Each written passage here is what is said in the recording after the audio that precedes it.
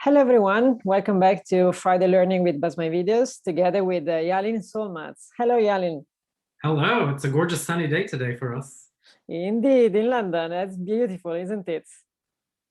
I missed it, to be honest. I suffer definitely from SAD, so today was a nice day to do this recording. I'm in a very good mood. That's perfect. But I guess you're always in a good mood. You're a very happy Thank you. person. I try. All right. For everyone that is watching this video, just a bit of our background. Yalin is going to tell us a bit more about what he's doing now and what his background is. But I think there is the reason why I invited him here is definitely we have a lot in common. Like he was at YouTube before. That rings a bell to me as well. He's very much into everything that is technology and video, audio, text, anything that is platforms, really, like very much at the forefront. And at the same time, he's now an entrepreneur, which again rings another bell to me. And that's very interesting because I've seen many people coming out from Google and YouTube and launch very interesting ventures, and definitely yours is on the rise, and that's very interesting. So I hope you can talk a bit about that as well. Absolutely. And all the links are going to be as well in the description and everything if you want to discover more from his venture. Tell us a bit about you. Sure thing. So I have a bit of a double-sided background so I studied economics in university, so that was my major. As with every other international kid in the US, I'm originally from Istanbul, Turkey. And so I studied economics, but I also studied cinema studies as a minor. So I've always had this, and I also play the violin, right? I played the violin for 11 years. So I have this, right side, left side of my brain constantly competing with each other. And so that's why my background is also quite split. So my first job and the first company I worked for was called Morningstar, which is a financial research company. I worked there for about 9 years, did everything from data analyst, which was my first role, to director of client services, where I headed up a 60-people team doing consultancy for one of their institutional software. And then after 9 years there, I was like, okay, I'm ready for a career change. And I did a complete career change by essentially convincing YouTube that all of my skill sets from the past 9 years were replicable, which is all true, right? At the end of the day, it's a platform business. Yes, the client is different, the product is different, but it's a platform business is a platform business. So I worked at YouTube for about 7 years, always in the content partnerships team. And I really dabbled with, those of you who are listening who know all about the customer funnel, which I'm guessing most of you will. We look at the creator funnel, and you always manage the creator funnel in a platform. And I had the great opportunity at YouTube to actually experience all of that funnel and how to approach it, how to manage it. My start was more in the middle of that funnel. I had a team in Northern Europe that were partner managers for creators on a regular basis. And then I moved to the top creator team a couple of years ago. And then afterwards, I started kind of doing more regional work on top creators. And then my final role at YouTube was head of public figure partnerships for Europe, Middle East, and Africa. So focusing more on traditional talent rather than digital talent. And last January, I shouldn't say last January because we're now in March, but in January 2020, we set up, two co-founders and I set up Navivest, which is a advisory consulting company. And we've been doing all the things that don't scale in the past year, but we squarely sit in business model architecture space with multiple players on a project basis. And now we're working on Multitude as a team, which I'm sure we'll talk about later. But that's a little bit of my background. I think that's very interesting. So you go from finance to creators to entrepreneur, and it's just everything like in between. Like definitely not a standard way to look at life and work, which is like most of the people at Google, especially in the first decade of Google and YouTube, was like you need to think different. Absolutely. This is also why I'm very happy with my co-founders, because they have completely different backgrounds to me and very different skill sets. So, it's a really nice complementary team, which I always salute, solo founders. But I'm definitely one of those who need a founding team, and I'm happy I have the best founding team. Fantastic. Look, tell me a bit more about your point of view, because you're coming from YouTube and there is a lot of platforms wars going on in terms of everything video and not only. What are the key elements of these of what's going on in terms of platforms that you think it's interesting to note? Yeah. So first of all, YouTube being the first platform who, started doing a rev share, with their creators and actually providing them a source of income. And still lots of platforms don't do that, right? YouTube is still the forefront leader there. And what's interesting is YouTube really set up this whole user-generated content platform being a viable source of income for creators. They really did democratize the creation of it. And it's thanks to YouTube and all that, the long time that YouTube spent in this ecosystem trying to build it as a platform, that now we have so many other entrants in the space, TikTok being the most famous one at the moment, but there's a lot of others coming up, especially in the live streaming space. They're mainly kind of enamored by the fact that in Asia, live streaming has taken a complete commercialization model, and that's kind of being imported here. There's lots of cultural aspects there that may or may not work in this market. So it will be interesting to see how that model plays out here. But the biggest change that I've seen since the early days of YouTube is obviously mobile has changed everything. And what I believe here in terms of being a really good content platform here is you really need to allow the consumption and the creation to be on the same platform natively. And this is where I actually wrote about this on Medium earlier. This is where I think a lot of work and the most of the wars will be happening here. And also because this is the war over the long tail, right? As every platform will know, every platform company will know, your platform is as good as your long tail. And by long tail, I mean like the scope of people that you can attract that are not really famous yet. It's essentially the entrance into your space. So amount of new creators that are launching on your platform. And this is where I think if you are an app, if you are a platform where you can easily convert a viewer to a creator, which really only happens where the creation is at the same place as consumption. So TikTok is a great example of this. You're really in a good position to win. And because you constantly, it's a talent business, right, Paula? You know this better than me. And in every talent business, right, you need constantly fresh blood. You need to constantly feed the system with new faces, new people, new talent. You need to constantly discover. And this is where, from my perspective, YouTube has a lot of work to do on really closing that gap between creation and consumption on mobile. YouTube still is dedicated to desktop. That's sort of what viewers expect. Viewers expect really well edited videos, really thought out, really well edited, etc. And whereas other platforms really bank on the fact that mobile creation is authentic and it's what kind of works. So I can see that being the next chapter of video being completely mobile. And actually, I wanted to touch on one point you just raised on the live streaming as well. Like you were saying that there was a big difference as well with Asia, which is commercializing live streaming in a completely different way. Actually, yeah. Commercialization, even of on-demand video, like besides the usual advertising and monetization, hasn't been a big thing in general, which is a bit weird still. I think that's. I mean, shoppable ads, not just ads, but shoppable videos should be a thing for a while now, but they're not. Yeah.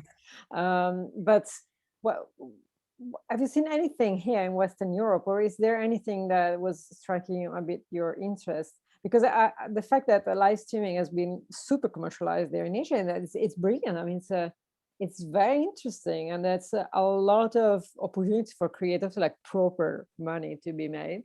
Same as for brands. Yes. Like it's a whole new world. Yeah, and I think the biggest impact of that, Paula, is that kind of monetization model on a video platform really creates a middle class. In the sense that in an ad-based system, right? An ad-based system will really reward a high number of views, high number of impressions.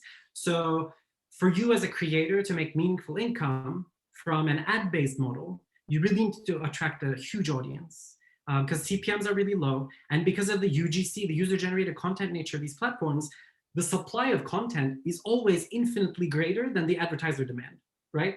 there's only so much money, there's only so many advertisers who are willing to spend on these platforms, but there's an almost infinite amount of content that's being made available. So this basically makes sure that the brand money goes to the most famous people, even on digital. So while these platforms kind of democratize creation, I don't think they've really been able to democratize monetization. And the interesting model that we're seeing in Asia, along with these like shoppable videos, etc., and the QVC Asian, I guess I would say, of live streaming, really creates a system where, as a creator, you can earn from how well you cultivate that fan base, not by how big that fan base is. So you could be a creator with 50,000 extremely crazy fans versus a creator with millions of subscribers who are not really that engaged.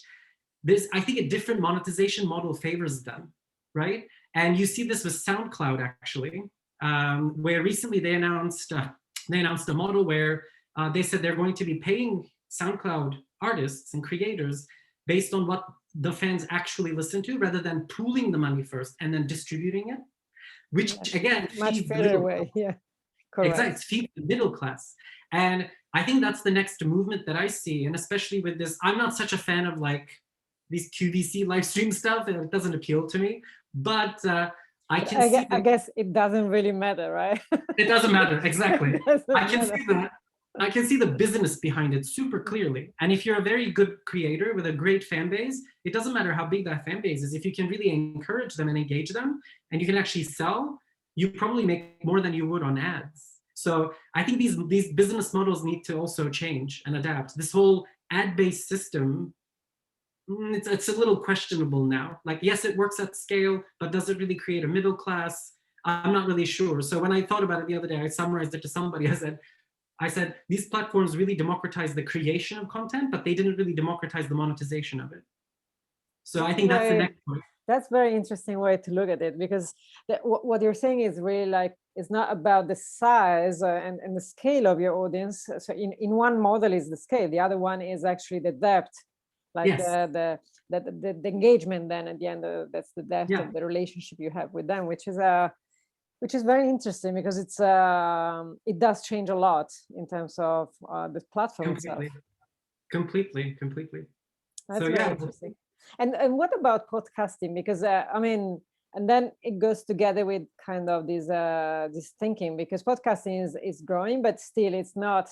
I mean, it's huge in a scale. Well, not as huge as video, but it is big. But in terms of numbers, is not as wide as it is in video. What do you see there? I think that's so podcasting is a really interesting. I'll again separate the monetization and the creation side of things. I think on the creation side of things, monetization, the podcasting side is an extremely good example of a very engaged user base. Because when you look at these podcasts, like the ones that I listen to, they're about an hour long, and I listen to them for an hour. It's very engaged. I really want to, be in touch with what I'm listening to. I want to get in touch with that podcast host. So while the size of podcasting audience might not be as big, they're definitely very deep. So breadth versus depth, right? Which is what you said brilliantly earlier on. But what I think is wrong with the podcasting side of things is that the monetization hasn't really been cracked. There's a lot of attempts at this, right? Monetization today is again ad-based, which at that scale of podcasting doesn't work. It doesn't really give enough of money to the creator to actually make that a sustainable business, unless again you're really big. So I really think it's an interesting side to look into it. And the startups that I see in the podcasting world are very much, they're kind of obsessed with not the monetization side of it, but how do I socialize it? So how do I create a social podcasting experience? And while there were lots of other examples, obviously Clubhouse came up. And in my mind, Clubhouse is like it's like what TikTok is to YouTube. I feel like Clubhouse is to podcasting, where they, again, democratize the creation of it. They make it super simple to become an audio host, to become a podcast host. Essentially, I consider them podcasts, they're live. But again, where is the monetization behind it? How do you monetize that extremely engaged user base? Hasn't still been cracked. I can kind of see what Clubhouse will do. They'll likely do some, private rooms, paid rooms, etc., which will make sense. And that will potentially create that middle class of that audio creator base. because I don't think you can really do that with ads. So I think it's a really interesting medium. There's definitely a lot of work that can be done there. So I'm not surprised when I see a startup focusing on podcasts. Well, definitely audio is, well, mobile has been the next big thing for like 20 years. Now finally they don't talk about mobile anymore. Video still is. It's interesting. Like Tablets, Paula, it's tablets, iPads. so I've heard many times still it's the future of video is the future. Well, it's the past, the present, the future. Like it's there to stay. I think the interesting there between audio and video, I'm sorry I'm cutting you off, but this is, somebody told me this the other day and I thought this is so clever.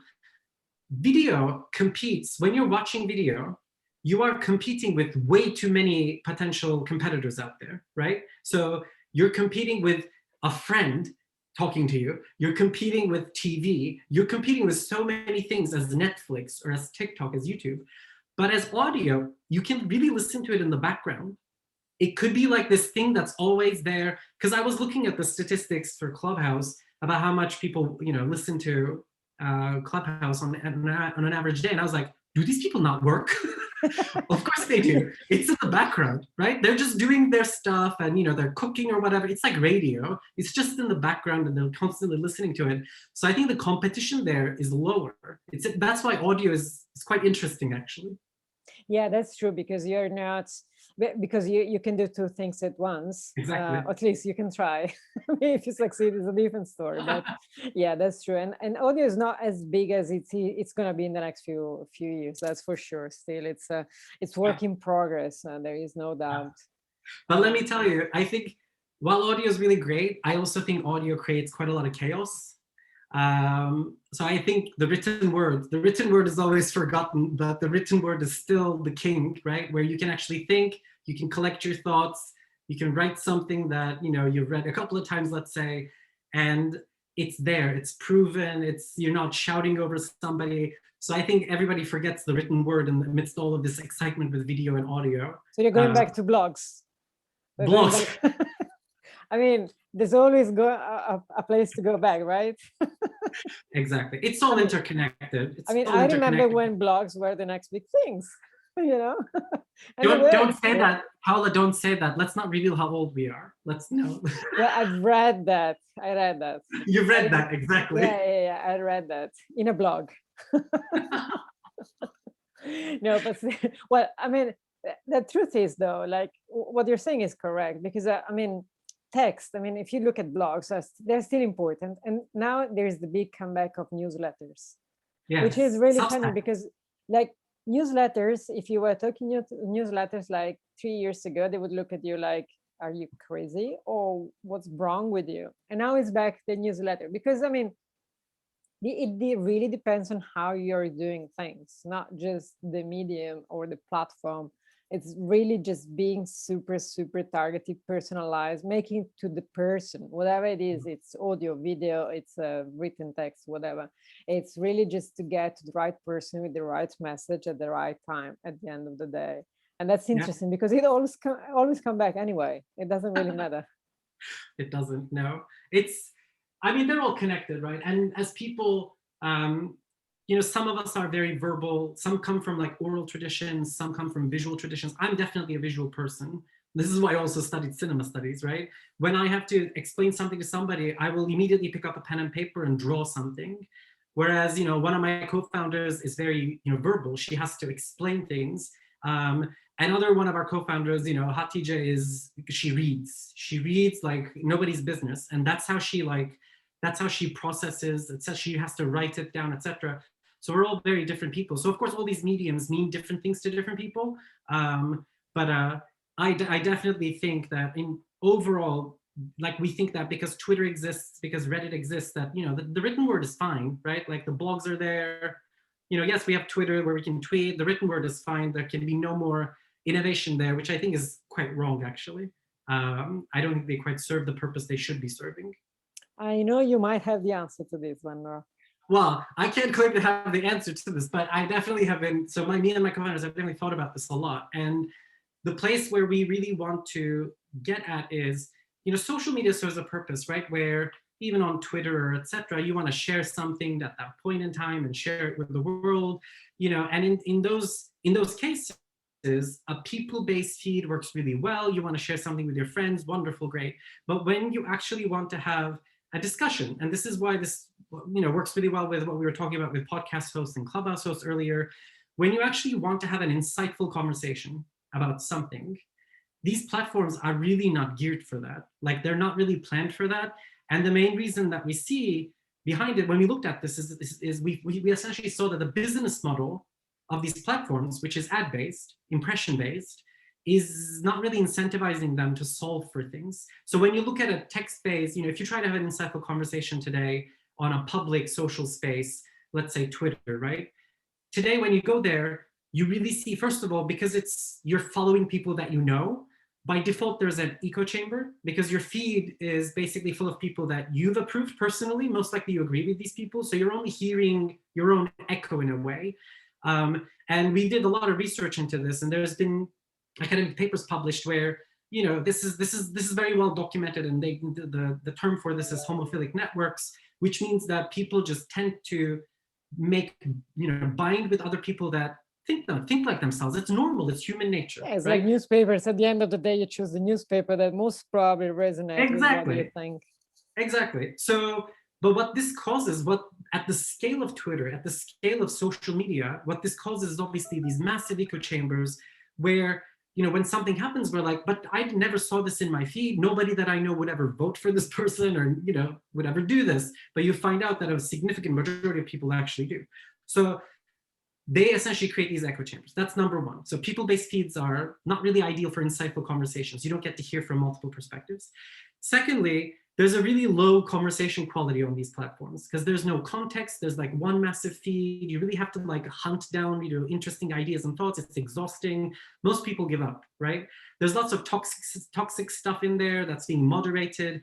But even the moderation, Paula, is like post effect. So after somebody's written something, it gets moderated, which is not ideal. And thirdly, like there's no conclusion. When you start something on social media, it goes on forever. Like, what did I learn? I was talking to one of my friends who's a Clubhouse host, and she was saying, she was saying, Yalin, I just hosted a room for 4 hours. 4 hours of my time that I spent with I didn't earn anything from this. I just did this. And then she said, I asked myself, what did I learn from these 4 hours? Like, what's my takeaway? Nothing. Like, I can't remember a single thing that I could take away from this session. So that's why, like, the three of us, the three co-founders, we essentially said, this can be solved. It's not being solved by social media because they're after impressions. They're after getting the user to post as often as possible. They're obsessed about quantity. We said, how can we create something that will essentially prioritize quality, even in the user input positioning? And how do you do that? So the way you do that is you first have to have a topics-based platform. So with Multitude, I mentioned that earlier, with Multitude, we've built a feed where the feed is topics-based. It's not based on the people that you follow. You basically say, I'm interested in healthcare, I'm interested in culture, I'm interested in movies and TV, and relevant topics bubble up. And you get to hear what everyone has to say about that topic. So we expose you to multiple viewpoints, first and foremost. And the whole Multitude thing comes from that, right? We have a multitude of opinions in the world, and that's the beauty of it. So that's number one. Number two is every input in Multitude requires some sort of context. It's not a platform where you just tweet. You have to first go into a topic, and you have to essentially state what your opinion is or what your idea is. And when other people are reacting to that idea, they have to provide some sort of context. So they have to say, I agree with your opinion, but I think you forgot this. So you can actually go into an idea. Let's say you will go into a discussion, Paula, that you like agree with anyway. So you don't need to see people's ideas where they agree. You already agree. You're kind of interested in saying, show me the things that people don't agree. Why do they disagree? I want to find that out a little. So you can filter for things and say, only show me ideas to this discussion where people have disagreed. So you can actually explore and kind of try to understand what the other side is saying, and then you can engage with them. You can have a conversation, and within that conversation, we use essentially toxicity detection before you actually post. So when you're trying to write something to somebody, and if you use certain words, we will tell you ahead of time in the user interface and say, please rephrase. And the people, the service that we're using for this has done a lot of research, and they found out that if you actually employ this very simple mechanic of saying to somebody, what you've written could be misconstrued, it could be relatively toxic, 44% of people actually changed the word. People want to, like, they want to behave. It's not like, you just need to tell them. And about, I think I want to remember this correctly, but I think 7 or 8% completely rewrote what they were writing. That's So there's interesting. beauty in this, I would right? have said, without the data, I would have said that people would be even more toxic. It's like, what the hell? I want to do it my way. I mean, and get very angry, but they're not. They actually behave afterwards. Well, that's interesting to Yeah. know. Yeah, so 44% is quite significant. So we're employing that as well, which also makes our life easier, right? So we will still obviously have moderation. It's a user-generated platform where people write their opinions in text format, but it makes our life easier because we have less to moderate at the end of the day. And so yeah, so, and at the end, the whole takeaway stuff. So everything on Multitude is you call it a room or a discussion, whatever you want to call it, but whenever you open one of these, they're time limited. So there's a conversation happening, and then at the end, the topic ends, and then we actually poll people, and we actually can give everybody, this was the spectrum of where people lied in terms of their opinions, how many people changed their minds, how did people feel about this topic? So we can give you some insights and analysis of kind of your engagement with your audience. So this is why I think I'm really passionate about, like, this combination of this type of audience engagement with, like, a podcast host or a Clubhouse host or a YouTuber even, where they could use this type of insightful conversation platform to have a meaningful conversation about one thing, close it, move on. And it's a great place for these guys to kind of discover potential guests for their next, podcast.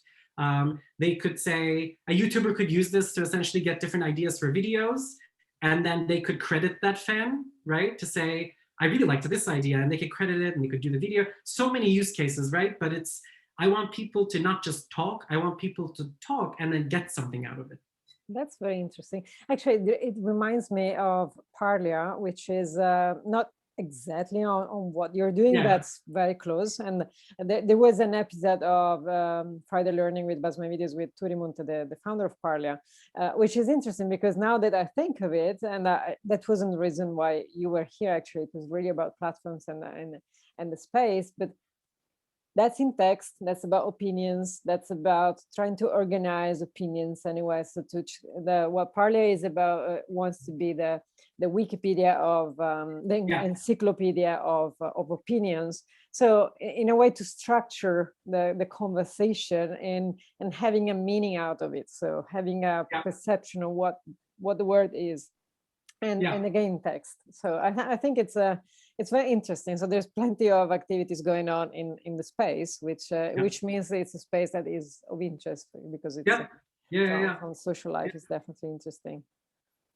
Yeah, I actually listened to that recording, obviously, and it's really interesting to, like, this being the Wikipedia of opinion is so interesting. But I think our kind of angle at it is, I'm more interested in that conversation that takes place than bucketing ideas into things. It's definitely another way. Yeah, conversation.